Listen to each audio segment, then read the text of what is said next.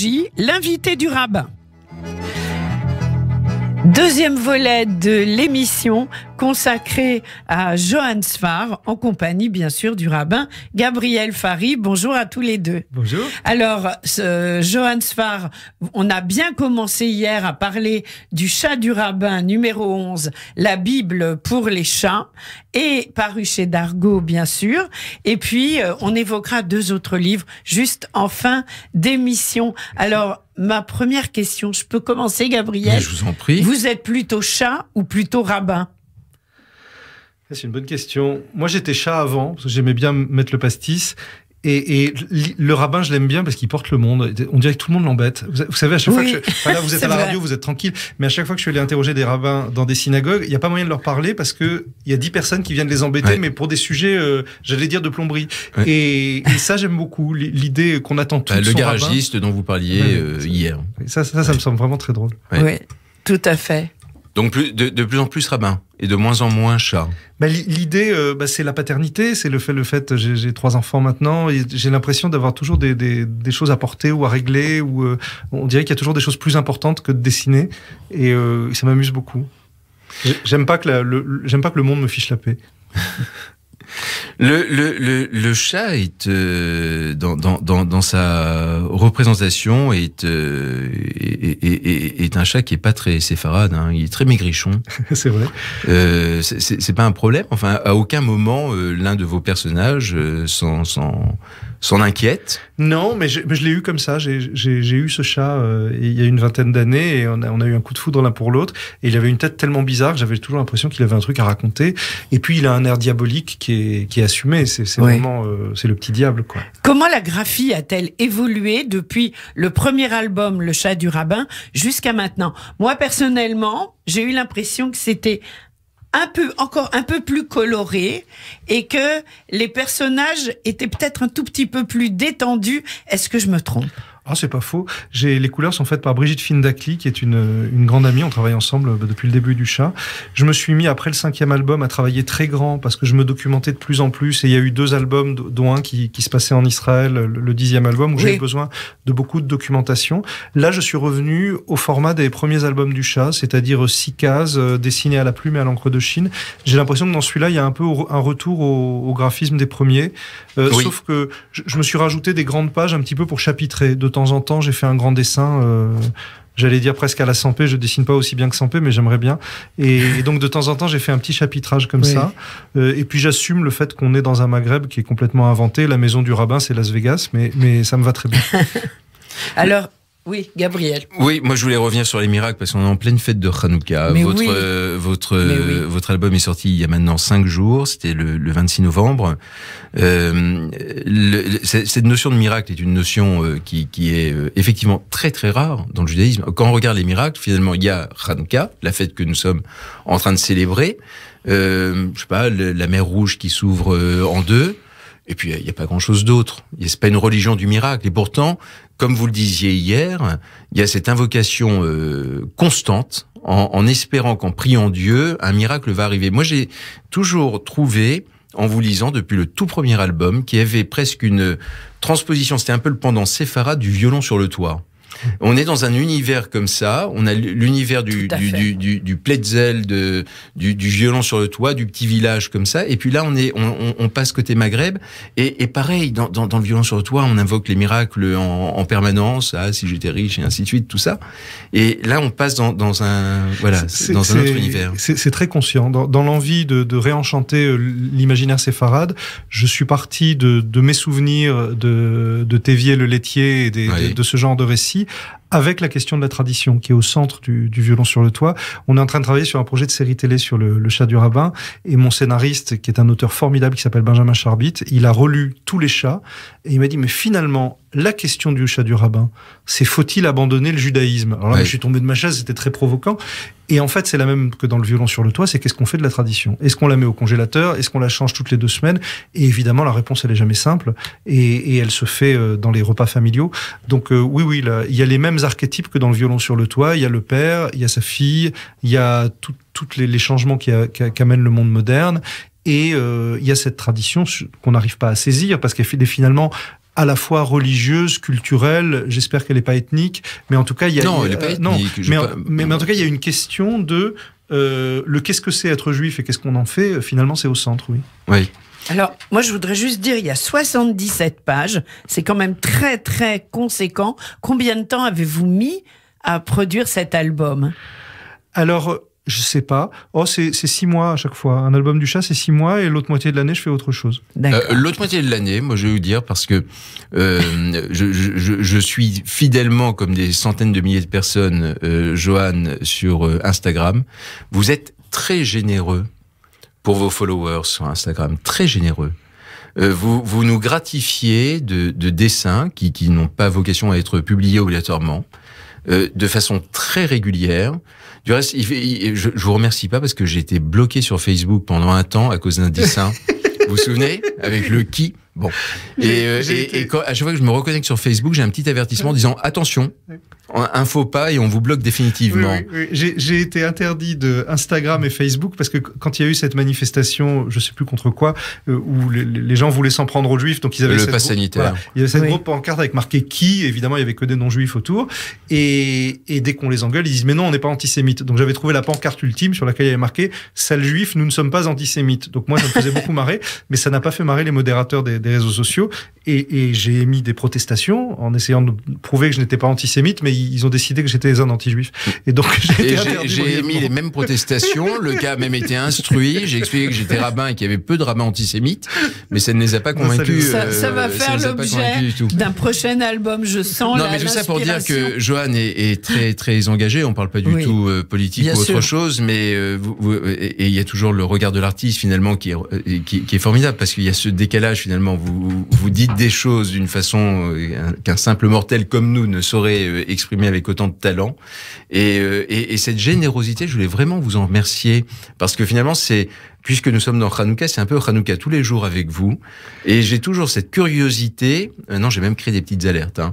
Donc je sais quand vous publiez quelque chose, mais toujours la curiosité le matin, dans les premières choses, de voir si vous avez publié un dessin, s'il y a quelque chose, et c'est toujours d'une grande inspiration. Ça, je voulais vous en remercier. Vous savez, j'adore les réseaux sociaux, parce que depuis une trentaine d'années, j'ai créé une relation avec mes lecteurs et mes lectrices, et là, sans médiation, on peut leur balancer un dessin. Et je crois qu'on est à une époque où les lecteurs et les lectrices sont largement aussi intelligents que les auteurs. Donc je suis pas là pour leur faire la leçon. Je suis là pour partager un petit peu sans filtre des bêtises qui me passent par la tête. Alors quand c'est pas drôle, ils retweetent pas. Puis quand c'est drôle, ils retweetent. Mais j'essaie d'aller le moins possible dans le conflit, dans la dispute, dans les clashs. C'est plutôt quand j'ai une bêtise qui me passe par la tête, j'ai tendance à la dessiner. Et elle a dessiné et à écrire aussi. Vous êtes, enfin, je veux dire, le texte aussi vous êtes un écrivain. Je sais pas, mais le dessin, c'est de l'écriture. C'est les mots, le dessin, pour moi, c'est fait de la même main. Il n'y a pas de barrière entre les deux chez moi. Vous parliez de générosité de Johan. Il l'est aussi quand il fait des dessins formidables pour illustrer des pochettes d'albums de musique klezmer. Oui, c'est vrai. Vous voyez. Et je peux vous dire que les musiciens vous en sont très reconnaissants. Bah oui, parce que je suis un mauvais musicien, alors j'adore dessiner les musiciens. C'est ma manière d'exprimer ma frustration. Et le klezmer, vous aimez toujours ? Oui, parce que c'est une musique entêtante qui crée des syncopes qui sont parfaites pour le dessin, donc j'en écoute beaucoup. Je suis très proche du groupe Amsterdam Klezmer Band, et ma grande joie pour le... Ils étaient à Paris, là. Ah ouais, vous êtes au courant ? Mais non, là, j'étais pas. Jazz and Klezmer. Voilà. Oui, moi j'étais au concert et c'était voilà, magnifique. J'étais pas. Mais j'ai eu la chance de les faire jouer avec les musiciens d'Enrico Macias pour le dessin animé du Chat du Rabbin, et j'ai vu en studio, d'un côté des percussions berbères et de l'autre du klezmer hollandais bien énervé, et alors les deux dans la même pièce, c'était extraordinaire. Et c'est votre histoire finalement. Oui. Ces deux musiques, oui, c'est vrai. Hein, c'est ça. Oui, c'est vrai. Et les émotions viennent bizarrement. Vous parliez de Hanouka. Tiens, j'ai une petite légende de Hanouka. Oui. Il y a 15 jours, je sais pas pourquoi j'étais triste ce soir-là. Je sors de chez moi. Et derrière moi, j'entends en yiddish le chant que faisait ma maman. C'est une petite fille qui était là. Hanouka istroite, comme ça. Et j'étais très ému. Je me suis dit, zut, c'est Hanouka, j'ai loupé la date. En fait, non, elle s'entraînait. C'est trop mignon. Le secret, on l'a révélé, hein. On l'a révélé finalement. Le chat a le numéro de Dieu. Aujourd'hui, on dirait qu'il a le 06, hein, c'est ça, de Dieu. Enfin, du reste, quand il essaye de l'appeler, finalement, ça n'a pas l'air d'être le bon, hein. Bon. Vous auriez le numéro de Dieu, vous l'appelleriez, vous, Johan ?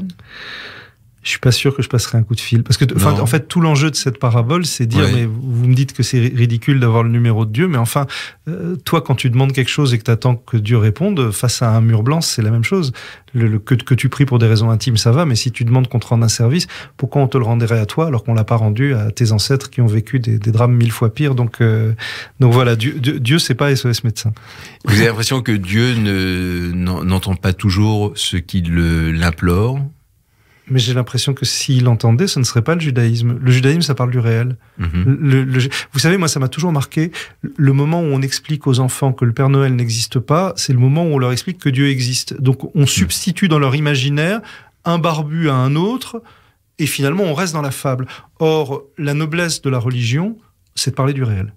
La noblesse de la religion, c'est de dire qu'est-ce qu'on fait quand on perd un enfant? Qu'est-ce qu'on fait quand on perd un parent? Qu'est-ce qu'on fait quand on vit un meurtre? Mais c'est là qu'on a besoin c'est là qu'on a besoin de ce silence. C'est là qu'on a besoin de dire, voilà, c'est les lois du monde. Et vous remplacez, parce que vous l'avez déjà dit à 2 ou 3 reprises, depuis que nous sommes ensemble, vous remplacez souvent Dieu par silence.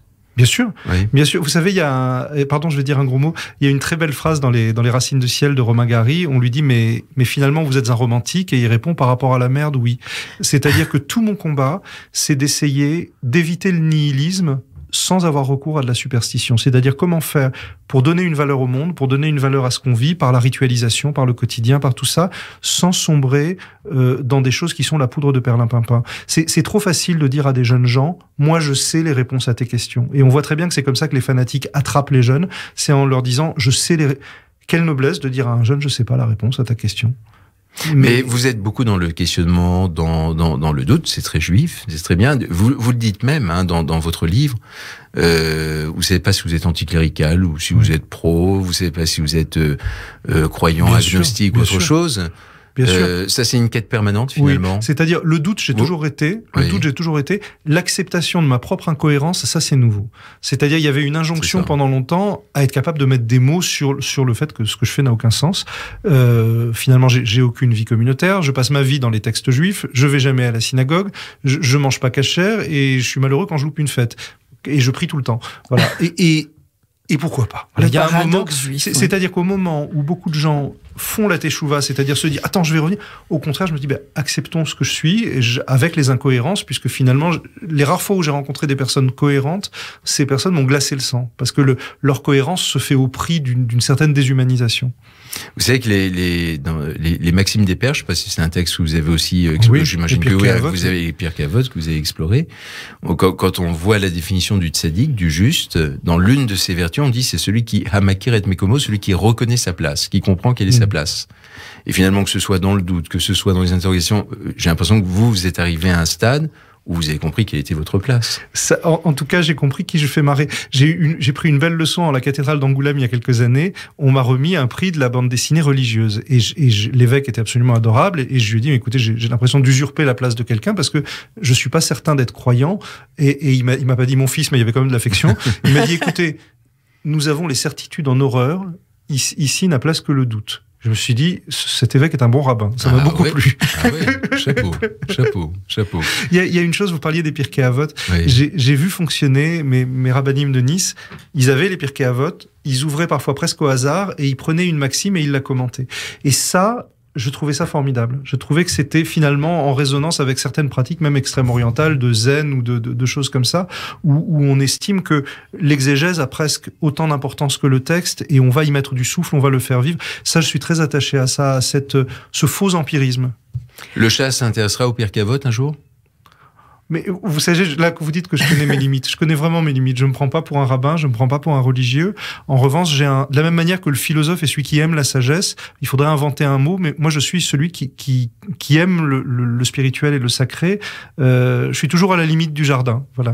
Alors, l'émission malheureusement touche à sa fin. Le chat du rabbin, la Bible pour les chats, c'est le numéro 11 et j'espère bientôt un 12e, vous nous direz, vous reviendrez. Voilà. Tant que vous m'invitez, je viens, vous savez, moi je... Super. Et puis, il y a quand même 2 autres albums, on parle de fête, Gabriel. Il y a Héros de la République, et Trembler en France, le ministère secret, 2 livres coécrits, Johann Sfar, Mathieu Sapin, à s'offrir pour les fêtes, bien sûr. Merci beaucoup. Merci à vous. Merci de tout cœur, Johan. Merci beaucoup. Et puis quand vous le souhaitez, dans le studio de Radio J, bien entendu. Merci Gabriel, on se retrouve très très vite. Très bientôt. Au revoir. Tradition!